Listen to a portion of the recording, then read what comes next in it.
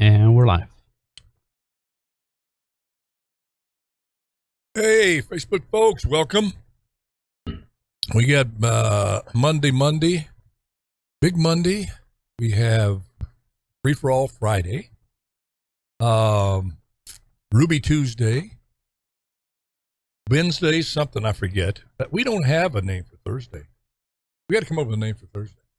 It's just kind of out there alone, no nickname, feeling left out. Kind of like the middle child in a family. All attentions to the 10 seconds. All right, 10 seconds for the before we go on radio. Right back. Oh.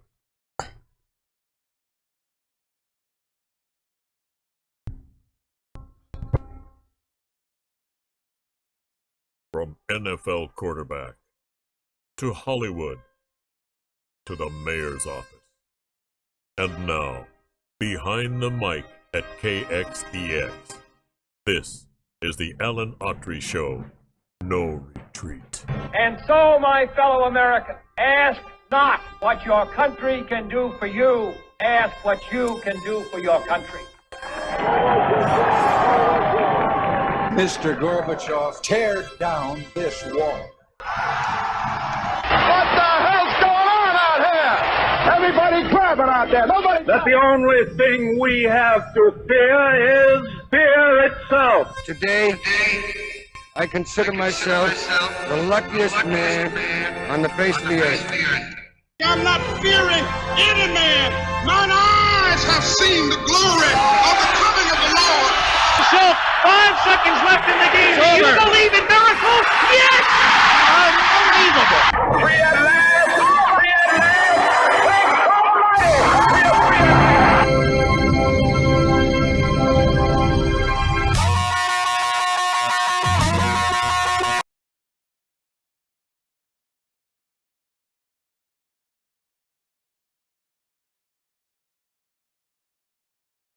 Autry Show on the best talk in town. Talk Radio 1550 KXEX. Call Alan now. 559-899-1550. And welcome to Alan Autry No Retreat once again. I'm Alan Autry, and I'm so honored and humbled to have you with us today.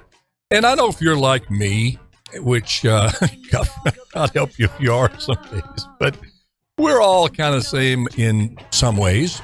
And I think one of those ways is that we all have some good and bad days. We sometimes feel on top of the world. Sometimes we just feel like we're far from that. But we get up and we grind our way through. And most of the time, I am just so joyful every day. I really am. Difference between being happy and being joyful. But at my age and what I've been through, what I put myself through, many of you probably can relate to this. Most of the wounds I have from life are self-inflicted.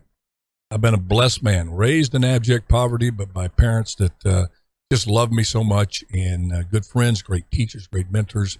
Just made some how do I describe it? Just knucklehead, stupid decisions in life, and just blessed. I don't believe in such thing as luck. I've been just blessed to be here. So my bar for happiness right now, and has been for quite a few years now, is really, really low. I mean, if I wake up in the morning, hey, hallelujah. My eyes can see where I'm going. My body can get me there. And my goodness, I get to go work out in the gym. And by the way, if you've been doing your workouts, I told you I was going to stay on you. I haven't talked about this lately. Go get your walk. It's just a walk. Whatever it is, we're going to have one show on things you can do at home to stay in shape. But I get my workout and, get to work on movies. My goodness, still write some movies, be able to come in here and do this little radio show, Facebook Live podcast thing. And we just dropped our first podcast.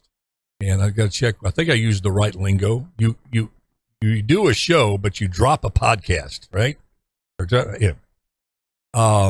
I am just so blessed, but some days, even though you know all of that, you feel blessed, you're blessed, you feel just a little down, just dragging around a little bit. But every time I do that and come in here in the studio, if I have one of those days, which is infrequent, I hear that intro that Jose puts together, and I tell you, I quote Pastor G.L. Johnson, God rest his soul, that if that doesn't get your fire burning and your woods wet, all of those great quotes, and one that gets me that is often overlooked in that because you hear Kennedy, Reagan, Franklin Delano Roosevelt, Lou Gehrig, is Vince Lombardi. I played with the Green Bay Packers for a while. I tell people I had a great career going until they put me in, and the NFL defenses made an actor out of me. But I was there long enough to understand the Packer traditions, the pursuit of excellence, just what they stood for. And Lombardi's, this was my rookie year was 1975, and Lombardi's last year there, I believe, was 1968, not that far removed. And a lot of the coaching staff, Bart Starr drafted me. Bart Starr, the quarterback, won the first 2 Super Bowls. And that Lombardi spirit was still hovering all around the practice field, the facilities, the people, the whole city itself. But I put that quote in there, and I just thought about if Lombardi could come back for one day and just see this world, this country, what it has come to. Goodness, the NFL being so spineless that they give in and become basically the purveyor of Jim Crow 2021 by playing 2 separate national anthems instead of our national anthems, playing one for blacks. Remember those days of, I don't remember them, but I remember being told about them going up, the separate water fountains, the separate diners, the separate buses, and let's just have a separate national anthem. Well, people, Autry, you don't look at it that way. Well, there's no other way to look at it. There's one national anthem. You don't separate people out. Well, it's separate but equal. Remember that? But anyway, Lombardi, that quote in the intro, what is this? What in the hell's going on out here? I think that's probably what he was quoted. Many, many famous quotes. Going gets tough, tough get going. I think he had that. When it's not it's not this one thing, it's the only thing. You can just go on and on. But I think he would look and just say, what the hell's going on? So with that as our spirit to what's going on out there, being our guiding lights, I got to, man, I am just really puckered up right now. That's probably TMI for you, but this wildfire, or forest fire actually, that's raging in Sequoia, just a few miles from here. The smoke's all over Fresno, Clovis, and even further down in California. It's getting close to the giant sequoias. Now, don't get me wrong. I am so thankful that so far we don't have loss of life. I have a lot of animals losing their life, and that's really heartbreaking. But this fire is closing in on those giant sequoias that have been around here for hundreds and hundreds of years. Tourists from all over the world come to look at this marvel of nature, of Mother Nature. And I just pulling for all the firefighters to, number one, keep themselves safe and keep people safe, obviously. But dadgummit, if they could pull this off and save those giant sequoias, that would be a really good thing. Did you see the Governor Newsom signed into law a bill yesterday that basically is going to get rid of single-family housing in California. And here in the San Joaquin Valley, it's going to hit us. All these high-density things are incentivizing, the bill will incentivize developers to do away with single-family and put housing as close together as you can. Remember your dorm rooms, if you ever went to college, how they just see if you can just pack as many people as close as you can together is the building mandate for California.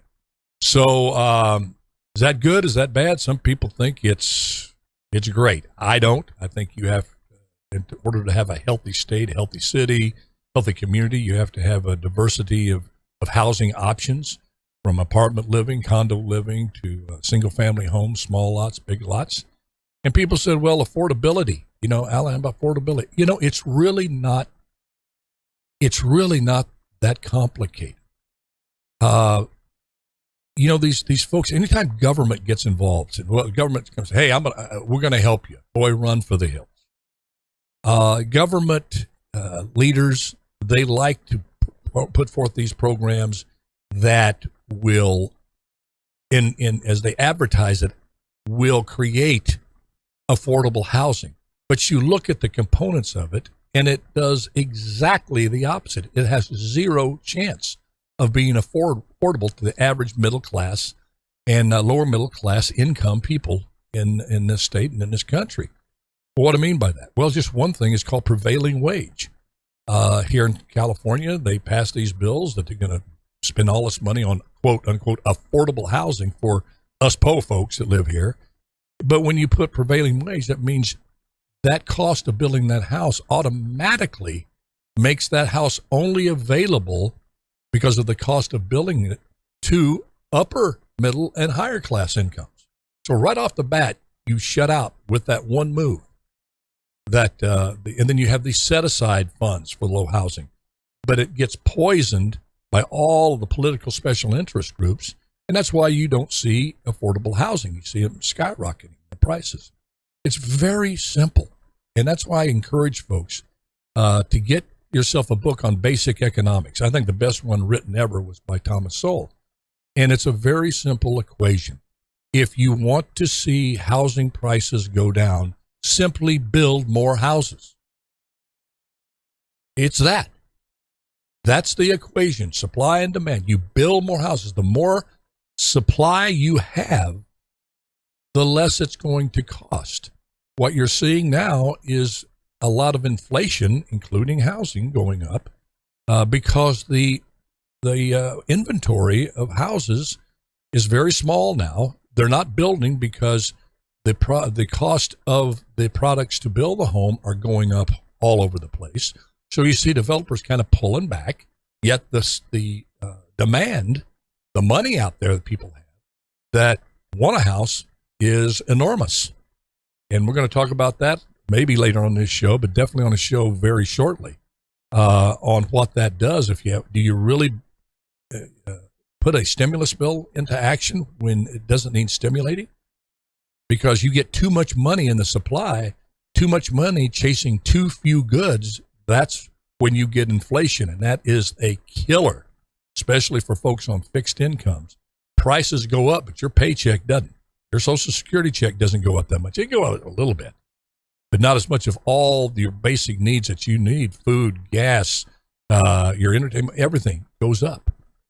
So this bill that he signed basically ensures that fewer housings, what housing will be built is going to be more apartment type things, single family home, unless there is a big pushback among the people to send this bill.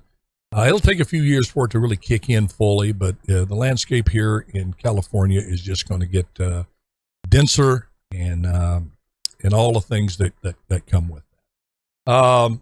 We're going to take a quick break. When we come back, you've seen the images, I'm sure, if you have a TV set, of the so-called cowboys on the horses whipping defenseless folks with whips right out of the era of slavery.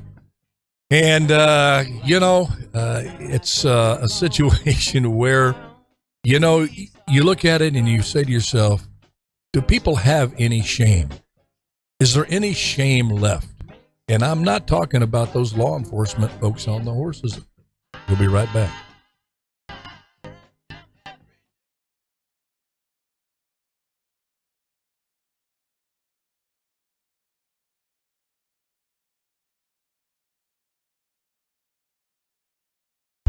I don't know about you folks that are watching on Facebook all over the country here, how the housing situation is in your homes, home state and home city. But it's and that's the one thing you want to make sure you keep at a reasonable price, so everyone can have a shot at the American dream. And I'm a free market guy. I believe if you let the free market do its thing, let builders build. That's the only way to bring down prices. It's a simple equation. It's not trickle down economics. And I don't know whoever came with that. Reagan never said it. They hang that on these conservatives, and the term was never used. It was a concoction of the media that the rich get rich and then just what trickles down. Again, one of those what's real and what's been repeated so much that we think it's real, but was never mentioned by anybody in the Reagan administration, yet it's been hung around the neck of that administration for decades now. Okay, well, we're going to come back. We're going to talk about, as I said, the border situation. Boy, that's really rough. You see those poor folks there and desperate, you bet. But if you don't have law, you don't have borders, do you really have a country? There are some people that think the United States should just be a member of the world community. So many in our country don't see themselves as, citizens of America. They see themselves first as citizens of the world. So everyone else's best interests come before them. And usually those are folks that have gotten theirs in this country. They're living in their nice house. They don't have to worry about putting food on the table. They've got their kids educated. They've reaped the material rewards of the American dream. But it's a battle for the soul of this country, this Marxist woke ideology. Yapping a lot during break here. I'm going to save this golden throat. Because when I get another job, I won't be able to say, get right on it, Chief, with authority. You know what I've noticed? Because every once in a while I'll watch a little playback when I got time. Just once I cough, I sound like a horse. Not like a horse. I sound like Mr. Ed. The only thing missing is a. Have you noticed that? Not told me, Jose. You folks, you got the email, alan@kxex.com, right? Gosh darn it! If I cough like a horse, just email me, Alan. You're coughing like a horse. 30 seconds. Okay, 30 seconds to go on. I got thick skin. Oh, man. Or if I got hairs everywhere, because, you've seen the newscast. The guy's telling you some important stuff, but if there's a hair hanging right down there, that's all you'll look at. Is that a hair? I'm telling the truth here. Oh, okay. All right, 5 seconds.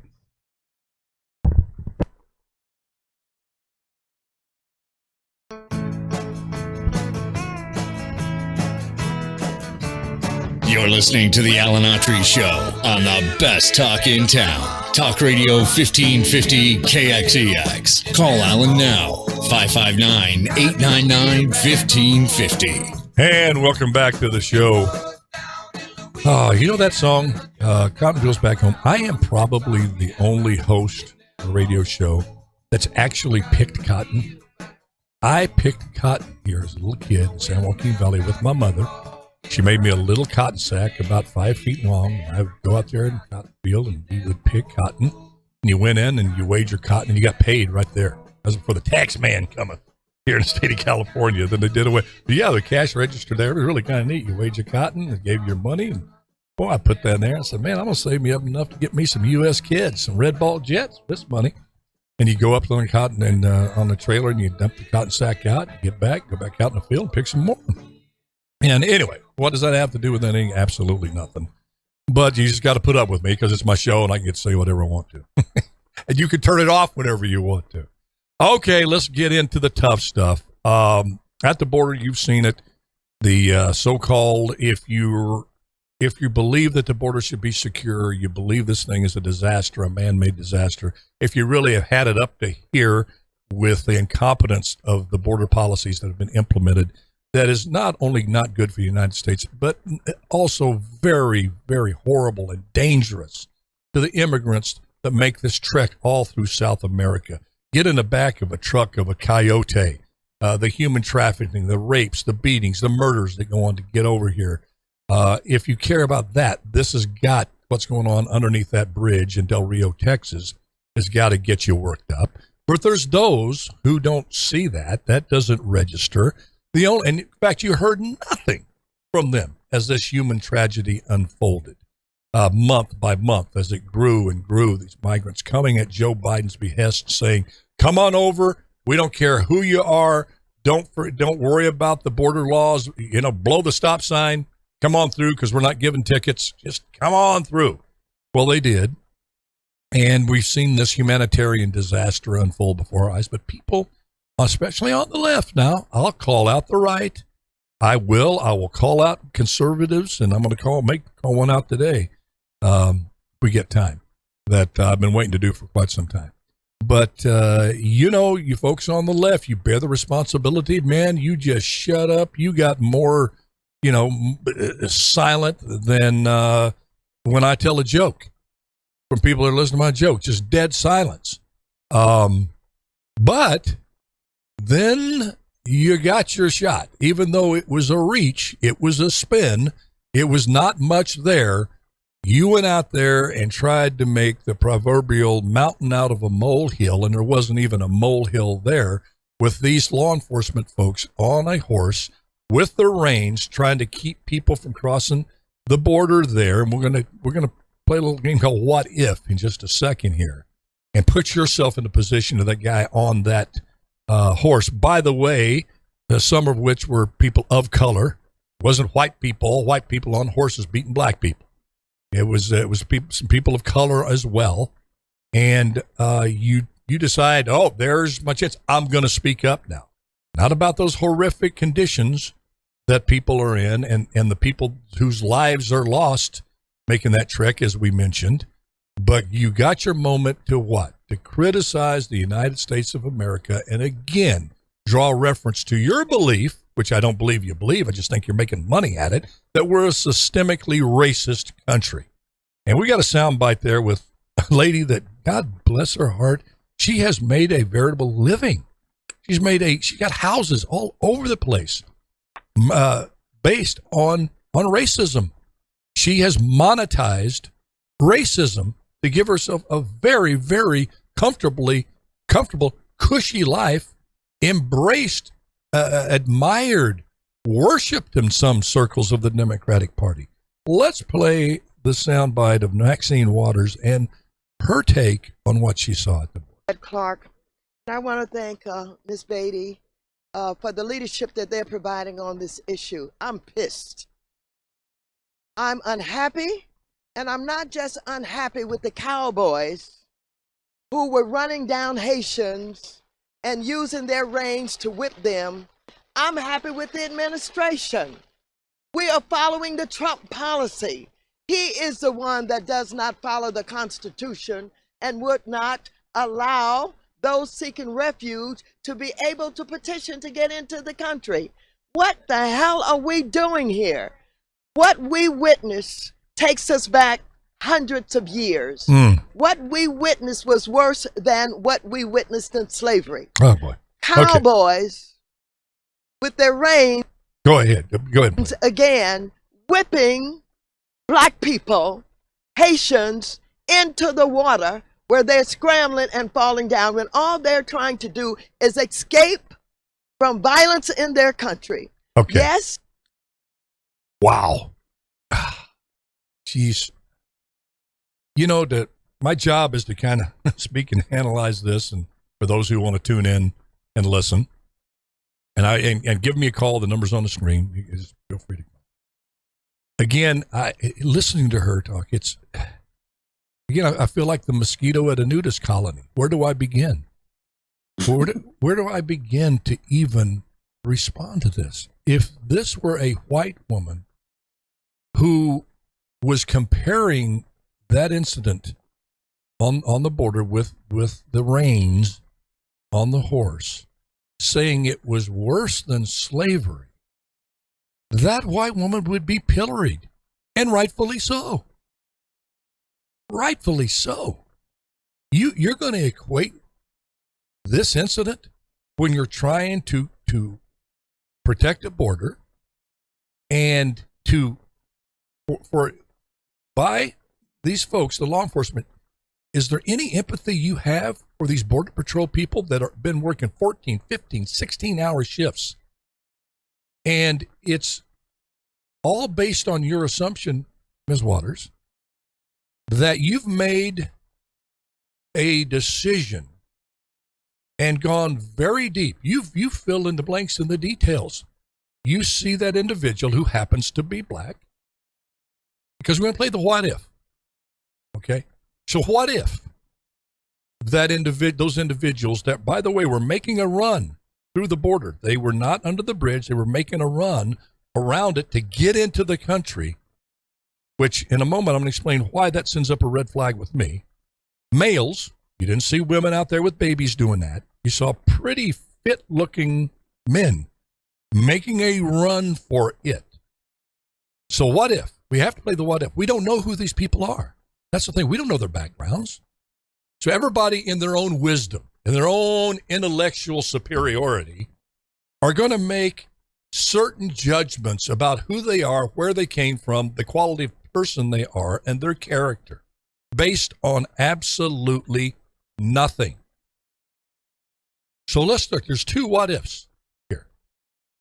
What if Maxine Waters is correct? What if those people that were trying to circumvent, get around the camp and jump into the border and run off into some place that you think they don't even know where they're going? What do they do next? Go up, knock on a door? Can you help me? I just came through the border illegally. Can I have a meal? Can we sit down, watch a little YouTube tonight, play with your kids? I mean, that's what you have to play the what is. So her position is with certainty that they're just good people running away from oppression and ruin in their home country of Haiti, which granted has been devastated. Poor Haiti. I feel for them. The hurricane wiped it out. Abject poverty before the hurricane. What little they had before was gone then. Political corruption that makes Venezuela look like a functioning democracy. You had your president assassinated. There's chaos there. Get it, 100%. Here's the catch. We have determined with pretty much certainty that those that are there under the bridge now didn't come directly from Haiti, boom, here to the bridge in Del Rio, Texas. They first went to Brazil, where they've been there a while. They went to Chile and other South American countries. What were they doing there? Ms. Waters, I'm assuming, would say they were taking a little break with their kids and on their way to the United States to come in and go into school and become good citizens and grow up and become a member of the Democratic Party. That's what they want to do and function and give back to society. That's what they were doing in Brazil and Chile.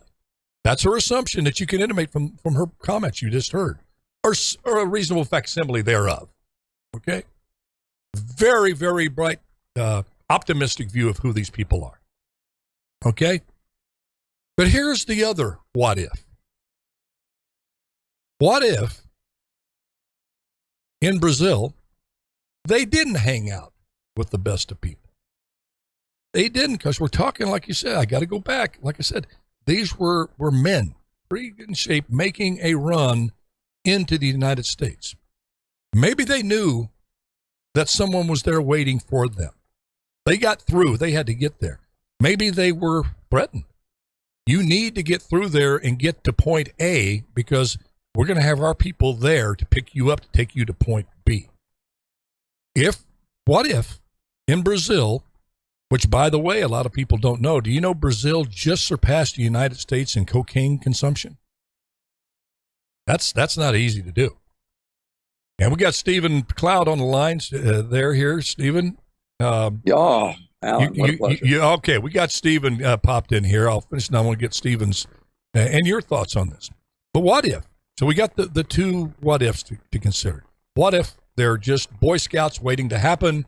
You were demons for not letting them in. You should just let them all come in there to the United States, process them, and let them live the American dream. Okay? That's the Maxine Waters vision for these folks. But what if they, in Brazil, which, again, I said just surpassed the United States in cocaine consumption, and with it, cocaine dealers. What if they didn't hang out with the best? Because you got to ask yourself, how did they get here so quickly? And many of them look pretty well fed. It didn't look like you had people coming this long journey. Who fed them along the way? Who took care of them along the way? What's the whole story behind it? What if these folks came to the United States for not the best of intention, but maybe very nefarious intentions? Could they be part of the cartel? Have you, Maxine Waters, done a study about cocaine use and drug use inside the Haitian communities in our cities around the country? Well, you need to, because you'll find out it's riddled. The Haitian community is riddled with drugs, like white communities, Hispanic communities, black communities. Could that be a recruited drug dealer coming through? That could be the drug dealer that sells drugs to that parent's child and would be the drug that kid could overdose on or be shot for having? Could it be? What if? You say, well, Alan, Maxine Waters would probably say, what are the chances of that being? Well, this government and you, Maxine Waters, are telling people should be scared to death, and they're going to die if they don't take a vaccine, of which 98% of the people recover when they get. So you're saying with the 2% may die, you're putting the fear of God in all Americans, saying you need to take this vaccine. I see the analogy in my head. I hope you do too, because it would be a tragedy. I know what you're saying. That 2% dies. But what if that 2%, say it is 98% come across? Are you willing to let that 2, 5, 10% of people who are not here for the best intentions come into your community, become part of a crime problem that could affect you, not only your quality of life, but maybe your life itself? You have to stop them. If it's on a horse with a rein, to stop them, I don't care if, and I swear to you right now, as I'm sitting here right now, if those law enforcement folks that were doing their best to keep these folks, these runners outside, which makes me believe if you're going to do that, you know something's on that other side. This is just my assumption. I have no proof of that, but I'm not going to be like Maxine Waters and say I know with certainty, but it's one of my what ifs. They acted completely different than those that were huddled, building huts, and waiting for the process to work out for them if they can get in the country. These people took off, tried to break the line, if you will, which sends up a really, as I said, to me, a red flag. But I promise you, if they were white people from Slovakia country, Stephen, is it Czechoslovakia or just Slovakia? All right, any white person beat around the bush and try to be cute. I don't care if it was a bunch of white people under that bridge. I would be saying the very same thing. We need and must know who you are and why you're coming here before we let you in. The world is too freaking dangerous. When you can go in and you can carry a suitcase nuke that you can carry around with you that could destroy half of New York, half of LA, and blow Fresno completely off the face of the earth, I need to know who you are. Okay? That's all I'll ask. I need to know who you are.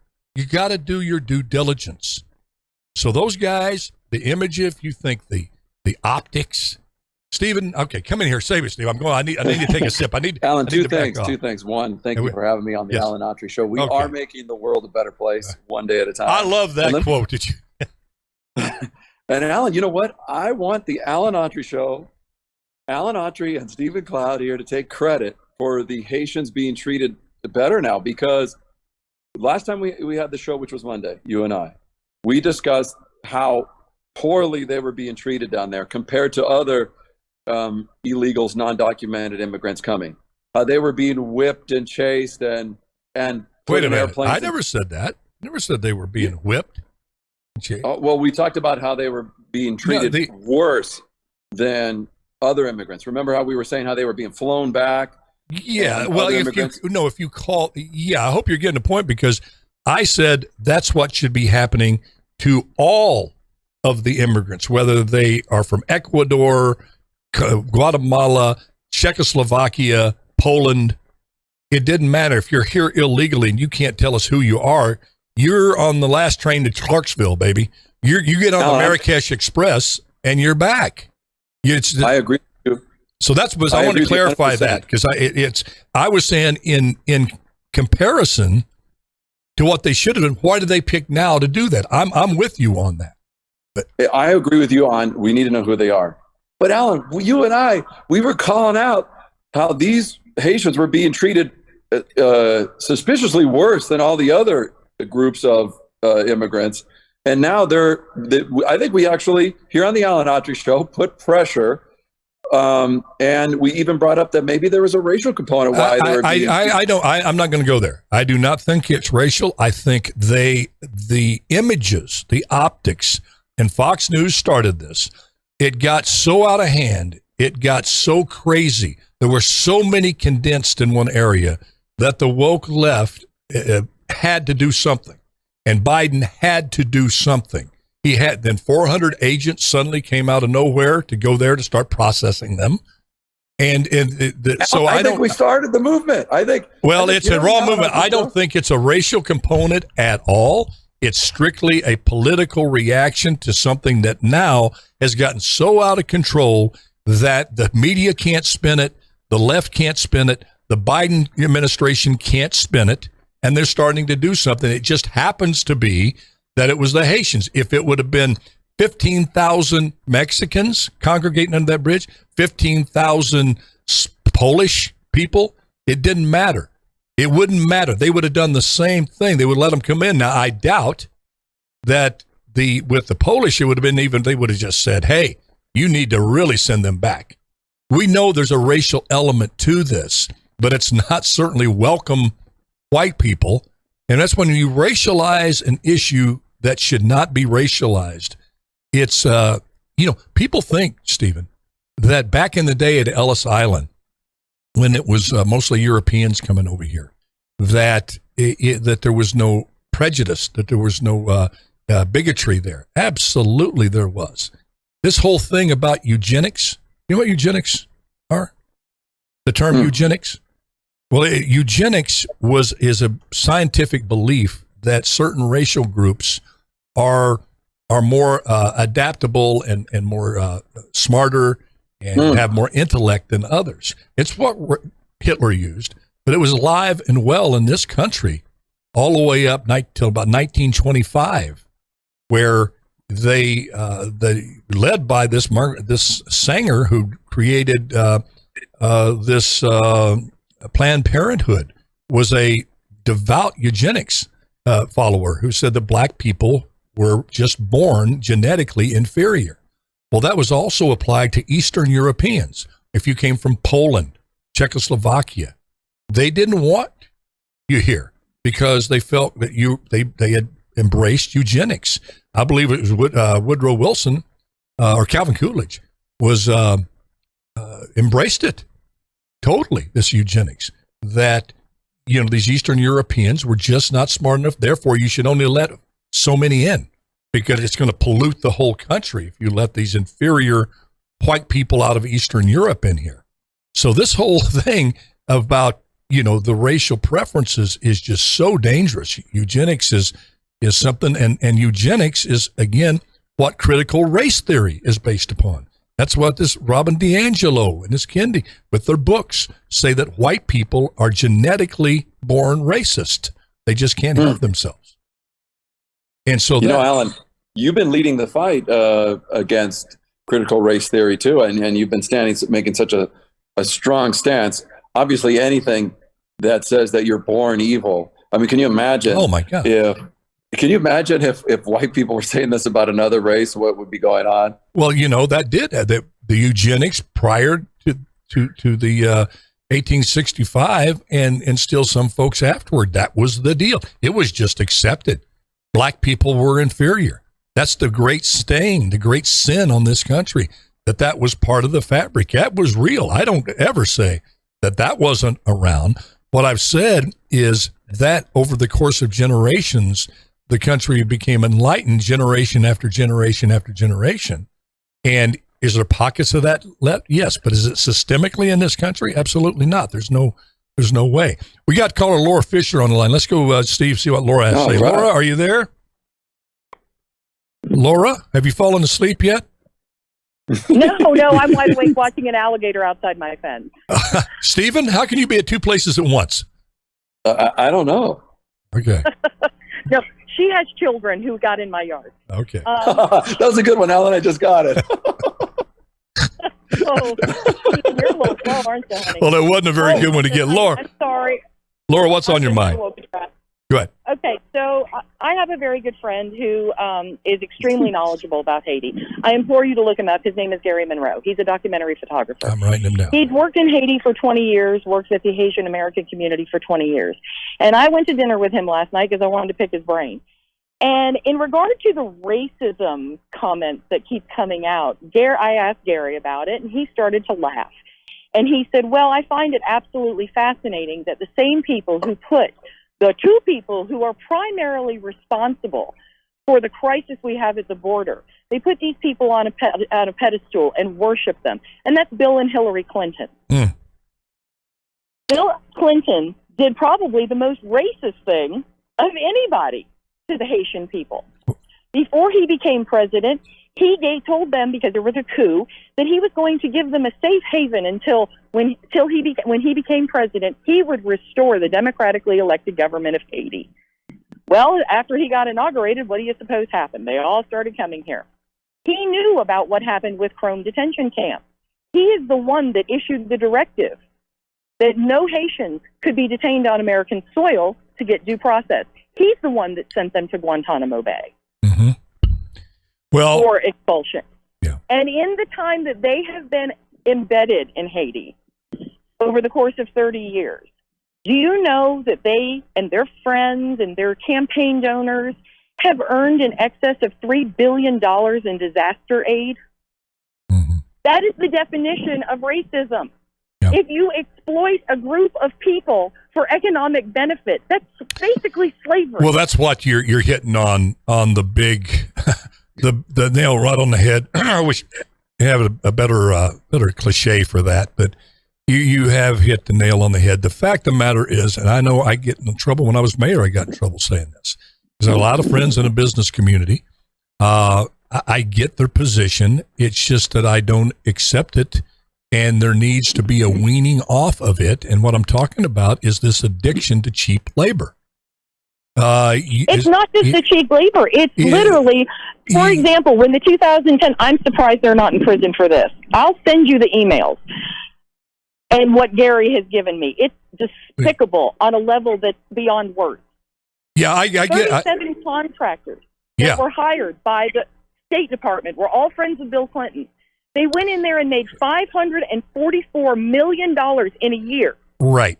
They built 1,000 homes, a community center, and laid the foundation for a hospital. And you want to know what? Not a single one of those homes was built to any standard of any kind. Right. And when the first hurricane hit, all of it was wiped out. Right. And they all skipped home with $500 million. Yeah, I understand what you're saying, and that's a example of a huge exploitation of a particular country for the enrichment of a few folks out there, which happens all the time around with politicians. Go ahead. The second part of that I want one more time. Go ahead, then we got to take. He's been embedded with them for 20 years. Right. What he said to me is, he said the Haitian people, by and large, do not want to leave their country. They don't. They are probably the most, he said, sadly hopeful people in the world. Love their country. They love their culture. They love their country. Right. But what he did say is, he said, I would not let a single one of those Haitians that are standing at the southern border in. And the reason why is because, again, as I said, he's made over 40 trips to Haiti. The majority of those people are not people we want here. Those are people who migrate on a regular basis back and forth to South America for the drug trade, for sex trafficking, precisely what you said. He said, Laura, every country has nefarious people. And I'm telling you, if they came from the southern border, they need to go back. All right. We're going to take a quick break here, Laura. We appreciate your comments here on that. And we'll let's go take a quick break and come back for, we just got a few minutes here, but we got to take a break. Yeah, it's a complicated situation there, but we got to take the right action, and that is secure the border.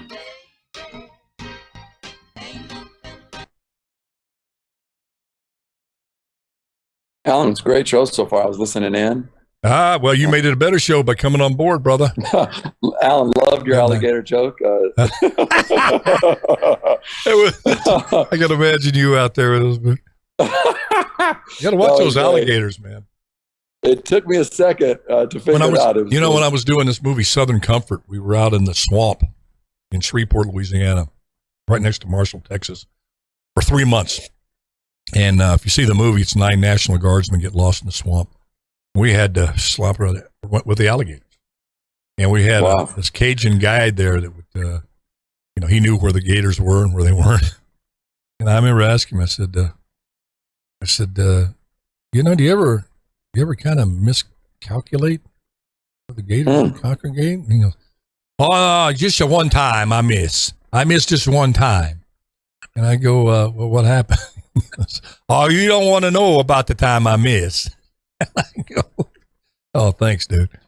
To this day, I think looking back on it, he was playing with me. He was just trying to mess with me. Nobody got eaten there, but while we had the game plan, all of us would go up. We'd find some, because it was always in the back of all of our minds and getting eaten by a gator out there. Or how close did you come? Arm chopped up. Well, at nighttime, if you went out there at night, you could see their eyes above the water, red, just brazen red eyes. Way. And then in the day, they would go down and sleep. It was during the winter. But we knew they were there. It was always, you're doing your scene, everything, but back of your mind, subconsciously, you're just aware of it. So we'd always have this competition come up and behind some unsuspecting fellow actor and grab him on the leg, and, like that, and they'd jump 10 feet out of that water, and then they'd get you the next time. Hey, Mr. Autry. Yep. Hey, you should push your podcast now. Yes. We're going to play the Blinken thing when we come back.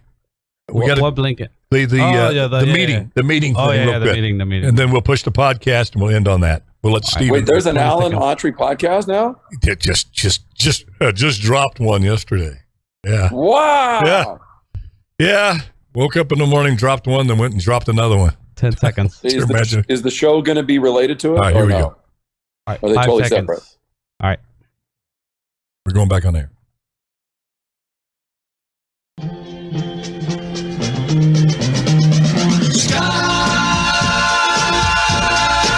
You're listening to the Alan Autry Show on the best talk in town. Talk Radio 1550 KXEX. Call Alan now. 559-899-1550. And welcome back to the show. Boy, we're running out of time. It's about 7 minutes left. But I just want to leave on this. I appreciate Laura's phone call, and I respect everybody's positions and opinions on things. I don't share the opinion that I'm never going to say that I know who all these people are and what their intentions are. A broad brush on people I just detest. And, we can't help how we were raised. My family came here in Central California, the second wave of the Okie migration here. And hearing people talk about Okies do this, Okies steal, Okies are not clean, Okies smell, Okies steal. I mean, I was raised with that generalization about Okies. So it kind of hits home to me. And I remember thinking when I'd hear that going, well, my mom didn't steal. My mom's not. Keeps us clean and this and that. So I just learned at a very early age not to make a broad judgment on a group of people. But what Jose? Oh, we have that in. Jose just told me we've got a tape in Operation Veritas. These people that go under and apparently we've been working on this now for several weeks, and it's going to debut right here. Operation Veritas has given us a recording of the night in Afghanistan. Apparently, Joe Biden was more proactive on the Afghanistan withdrawal, and he ordered General Mark Milley, Anthony Blinken, the Secretary of State, and Secretary of Defense Lloyd Austin to go to Afghanistan and stay in the same place and actually spend the night there talking strategy and even sleeping. You sleep there, whatever, to get a strategy to get us out of Afghanistan. And we have a tape of that. You want to play that? Hey, quit snoring, will you? I ain't snoring, it's him. What's the matter? Wake up, go to sleep. What'd you wake me up for? You snore like a roaring lion. I do not. I stayed awake all last night to see if I snored, and I didn't. That's different. That's Lloyd. I might see a ghost. Blow it out, I said, or I'll blow out your brains. Oh, or a goodness. reasonable facsimile thereof. That's Lloyd Austin. Reasonable facsimile. All right. Oh, Oh, my goodness. Hey. What happened? Wake up and go to sleep. Yeah. Or a facsimile thereof. Come on. Shut up. Well, I didn't know Beijing Biden was actually that coherent. That kind of explains things. Then at least they were together working on that strategy, and kind of explains the withdrawal or the surrender, doesn't it? Well, we want to thank Operation Veritas for picking the Alan Autry Show at KXEX to let us share that with the world. I mean, this is pretty explosive stuff that went on there the night before the surrender in Afghanistan. Okay, Stephen, you got about 3 minutes left. Give me your take here on where this administration goes now, with this situation on the border. In the context, if here's a chance for Joe Biden to do the right thing and truly take a step forward in unifying the country, can this be a situation where he does that, or does this just simply contribute to his free fall in his approval rate? The approval rating dropping is amazing, how far they've dropped and how far they might continue to go, especially with the media running cover for him. The media basically now, we don't really have a real media. The media is just a propagandist wing of a one-party system. So I think that one-party system media is going to try their best to, corral, if you will, Beijing Biden and try to save him for these next elections. The border just keeps becoming a bigger and bigger mess. Now, Beijing Biden wants the border to be a mess because there's certain groups of people that Beijing Biden approves coming because they vote almost unilaterally and mindlessly for whatever the media tells them. If you notice, there's certain groups that they don't want to come because they think a little bit more freely. They're harder to control. So I think they're going to have to do something down there at that border to at least make it look more organized, because they just keep showing it. They keep showing what a mess it is. Although your friend Tucker Carlson says it's done purposefully to show it's a mess so that more and more people come. Tucker Carlson believes that this is purposeful so that the whole world is seeing this, so they rush to that border. So your question is very interesting, because I think the media, they want to do their job to keep control of the country, a one-party system. So I don't know what's going to happen, Alan, to be honest with you, because today the jobless claims came in higher than what was expected. I don't know why people would want to work if you get paid more to stay home. I understand, wanting to contribute, wanting to do something for your life. Don't get me wrong. And I am very happy that there are people out there who want to make this world a better place and contribute. But when you have Beijing Biden paying people more money to stay home, and then now he's floating the system where he wants to pay $1,000 bonus to anyone who now gets a job. Well, why would they get $1,000 bonus if you now go get a job? What about all the people who've been working? What about all the people who have been working during this whole time? Why don't they get a $2,000 bonus for having a job during this time? So I don't know what's going to happen with Beijing Biden. He clearly, I don't think, is running anything. He's just told what to do. But we don't trust the media here. Our media is almost about as equally trustworthy as the North Korean media. So Alan, I don't know what they're going to do.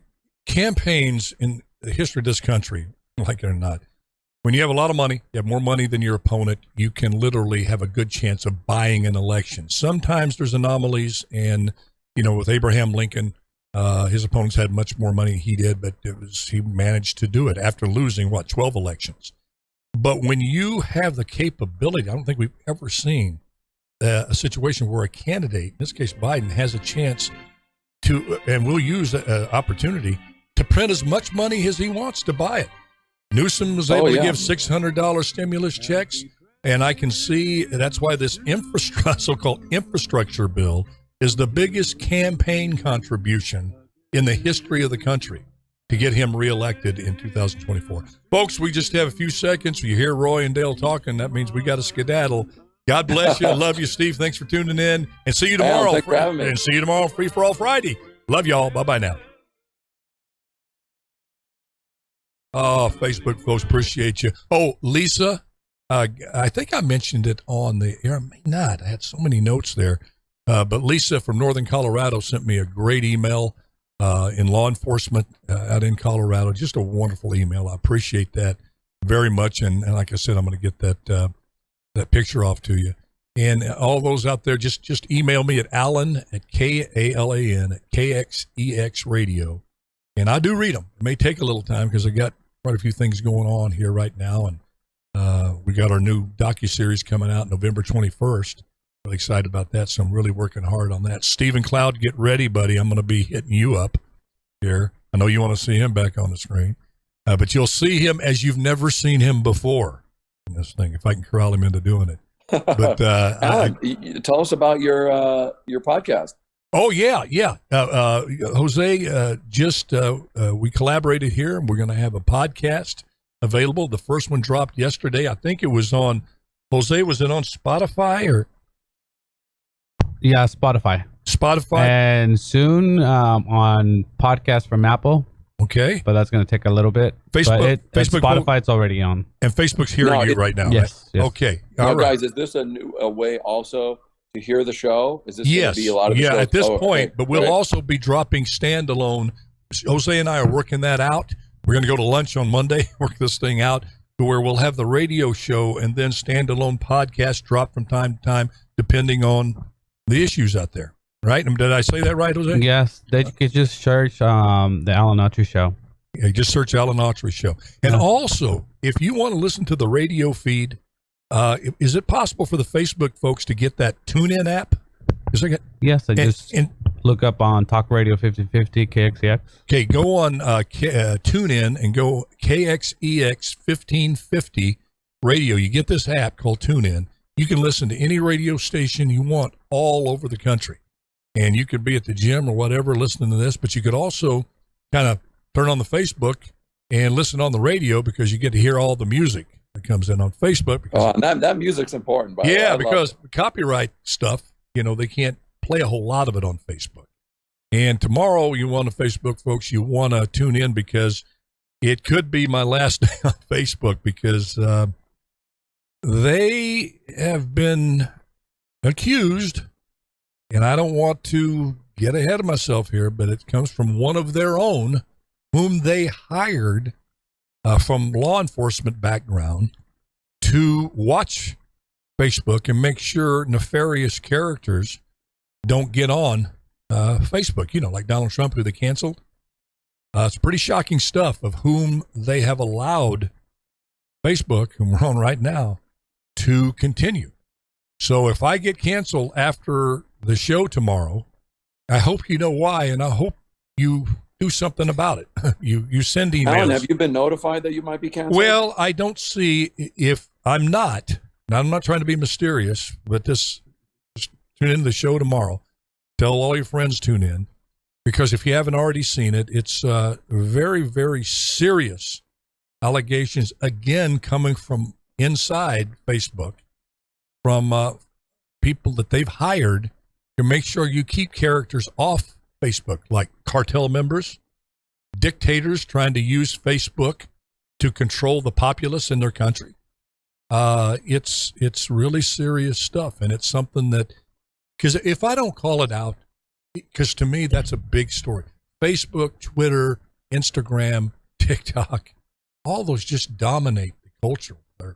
I mean, you talk about your free time or your time that you just use for leisure or whatever. No, it's addictive. They know it's addictive. People are checking their phones 500 times a day and more. People that would tell you, I don't watch TikTok. But they get on it. It is what it is.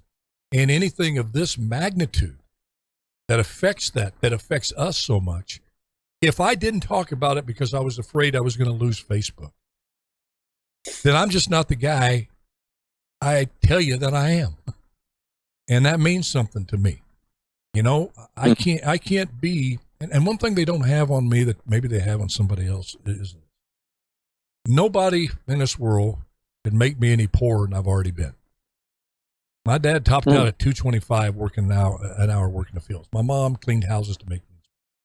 Remember when I fell down at school with my pants and tore my pants at the knee. We didn't need a new pair of pants. Just got those iron-on patches on. spam, and mom made a dollar, made a quarter go along. But I was raised with a lot of love in that house. And I was raised by two people who said, no matter how poor we are, your honesty and integrity is never for sale to pay the rent. The dog's at the door and we lose the house, we go live in the car. We don't have a car, we go build something someplace. That was just the spirit. Not that I'm not trying to toot my horn. I've had a lot of faults. But as you get older, that way I was raised grows deeper and deeper in me. My dad would have quit a job rather than work for a dishonest man who abused workers. And I'm not trying to be dramatic. I know I come from a movie background, but I'm not trying to be overly dramatic when I tell you this, what I'm going to say tomorrow and talk about tomorrow at length. But it just is what it is. And if that's my final broadcast, I would hope that some of you who appreciate the show would not let that die, because it is just flat out wrong what Facebook is doing. And they need for their own soul. Zuckerberg, who I think has a semblance of a soul. Some of these other gazillionaires, bless their hearts, I don't know. See the way they behave, but I do believe, watching Zuckerberg, that he would like to do right. He would like to do what's best for the whole country. And I know some people, Alan, I'm going to tell you what I believe.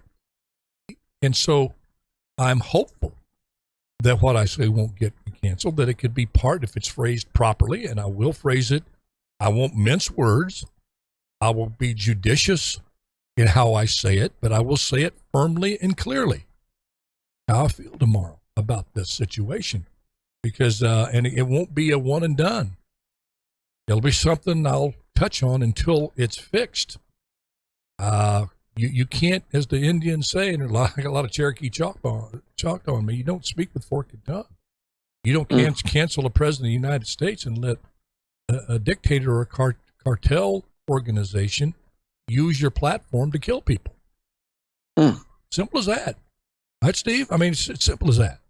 It's unbelievable that they ban a president and then they allow terrorist groups on there with no shame whatsoever. And openly avow this is who we are. We want to see the destruction of Israel. We want to see the destruction of the United States. And it's freely right there in their bylaws, so to speak. And they're still allowed to be on Facebook. And to me, I don't you could make the argument, well, it's free speech. These people, it's a platform. They're not supposed to edit. And there's a case to be made for that if you have a good, honest debate. But you don't cancel people like the president because you don't like you're trying to get somebody else elected. You don't cancel somebody that says, well, I have some questions about a vaccine just because you want them to take the vaccine. And then over here with these terrorists, you let them run wild with their communications. The value for value isn't there. And, I completely agree, Alan. It's I have a friend who just got coronavirus a week ago Tuesday. He's still sick today, and he didn't take the vaccine. And one of the main reasons he said he wouldn't take it was because he said, hey, I can't trust the media because the media won't allow doctors to discuss the vaccine and its side effects. So he was too afraid of taking it. Yeah. And there's one glimmer of hope, and I got to leave on this. I got to take my wife's car in for servicing. If I miss that, I'm in big trouble.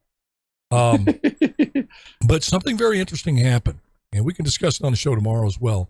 We have time. That Free for All Friday goes by like that. And please tell folks, share the if you like the show, please share it with folks and tell them to tune in.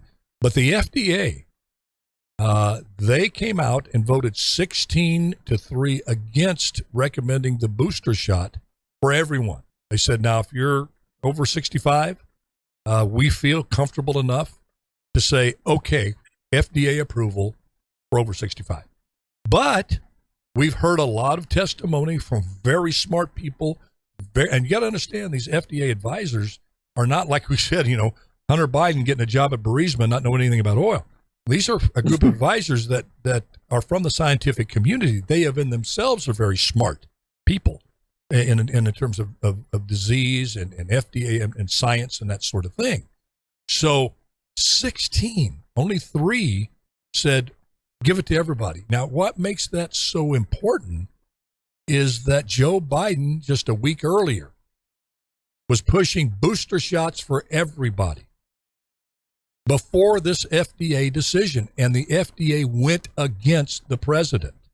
Now that, and they did it in open forum for all the media to watch their process. Now that's transparency. That's transparency. But here's the catch. He's getting fired because he's, 10 months into his administration? This is going to get you, folks. Some of you may know this. I found it out last night doing some research.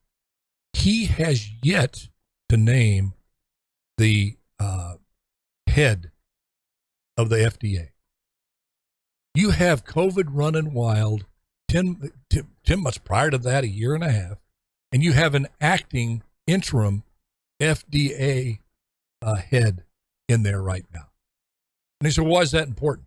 Well, because people in the FDA, they don't know what's going to be a policy after this person goes. You know, does this mean this is going to be here for his rest of his term or not? This person, do we listen to this individual because the next person that comes in? So what I think is this interim was a kind of hopefully a puppet. I have no evidence to go on other than my own gut feeling. And I think this decision surprised the living daylights out of Biden. I think he had the puppet that he wanted, like Lloyd Austin's a puppet, Anthony Blinken's a puppet. You can go, Mark Milley's a puppet.